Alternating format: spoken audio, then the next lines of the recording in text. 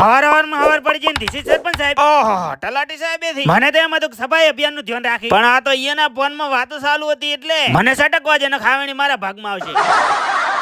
હા તો હું જાતો તો રોડ ઉપર ત્રણ પૈણેલા પુરુષ સંગાતી કોઠો બાપડાને વેસીને સણા ના ખાઈ દો મંદાવાજે જામ ભાઈ શું વાત કરો છો અલ્યા મહેશ એમ કહે છે કે તું બૈરાની માર ખાય છે નથી ખાતો એમ નથી કહેતો પણ એના કરતા તો ઓછી છે તો પ્રામાણિક હો હાસ બોલી ગયો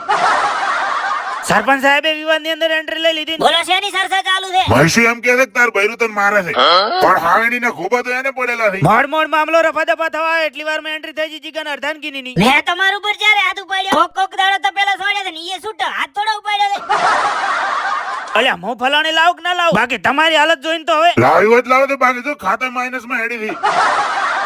મગજ ભરીને ફરવા જતું રહી પેલા આઈ જો ઘરે ને મેલ દીધું પોણી ઉકળવા આ બાજુ સરપંચ સાહેબ ખાવા બનાવવાની તૈયારી કરી રહ્યા હતા બે ત્રણ પોંદડે ઉખાડ્યા પછી કે આ તો એકલો પોંદડે નીકળે છે ખૂબ જ તો નીકળતો જ નહીં